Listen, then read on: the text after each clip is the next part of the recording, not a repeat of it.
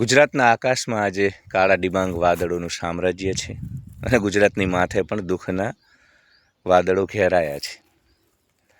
Air ઇન્ડિયાની flight જે અમદાવાદથી લંડન જતી હતી, જેમાં ગુજરાતના પૂર્વ મુખ્યમંત્રી વિજય રૂપાણી પણ સવાર હતા, એ ફ્લાઇટે અમદાવાદના આંતરરાષ્ટ્રીય હવાઈ મથક ઉપરથી ઉડાણ ભરી થોડીક જ મિનિટોમાં, થોડીક જ સેકન્ડોમાં એ ફ્લાઇટ મેઘાણીનગર સ્થિત એક મેડિકલ કોલેજના છાપરા ઉપર તૂટી પડી અને ગણતરીની સેકન્ડોમાં જ કોઈ કશું સમજે એ પહેલાં 300થી વધુ લોકો પડતું થઈ ગયા.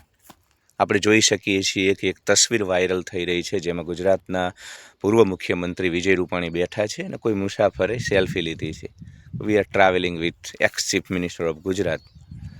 તો ત્યારે એમને પણ નહીં ખબર હોય, પેલા મેડિકલ કોલેજના સ્ટુડન્ટને પણ નહીં ખબર હોય કે થોડીક જ સેકન્ડો બાદ કાળ અમને સૌને પરખી જશે. તો આ ઘટના ઉપરથી મને શ્રીમદ ભગવદ્ ગીતામાં જે વારંવાર કૃષ્ણ અર્જુનને કહે છે કે આ નાનકડું અને ક્ષણભંગુર જીવન, નાનકડું અને ક્ષણભંગુર જીવન, તો એ જીવનની ક્ષણભંગુરતા, જીવનની નશ્વરતા ગઈકાલે સમજાઈ. આપણે બધા છીએ ને આપણને એવું લાગે છે કે આપણે અહીંયા હજારો કરોડો વર્ષો સુધી રહેવાના છીએ, આપણે બધા અહીંયા પરમેનન્ટ છીએ, આપણે બધા અહીંયા કાયમી છીએ. અરે ભાઈ, સમુદ્રમાં મોજો ઉછળે અને મોજો પાછો સમુદ્રમાં સમાઈ જાય.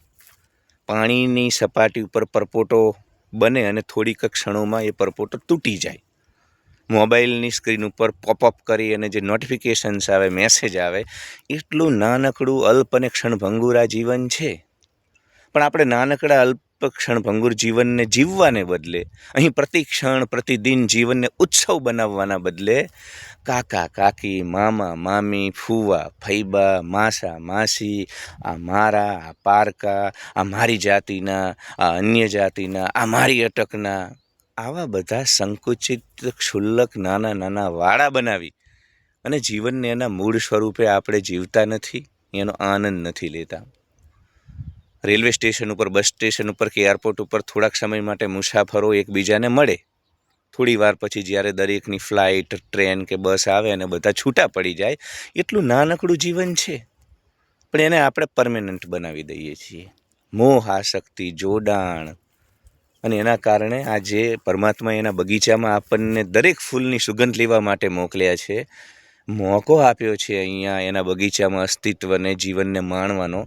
એને આપણે માણી શકતા નથી, પરંતુ આનંદ સ્વરૂપ, તમે કહો છો ને સનાતનમાં સચ્ચિત આનંદ, તો એ આનંદ સ્વરૂપ જીવનને આપણે દુઃખદાયી બનાવી દઈએ છીએ. તો કાલની ઘટનાથી માત્ર એટલું શીખવાનું છે કે અલ્પ અને ક્ષણભંગુર જીવનને જીવી લેવું જોઈએ.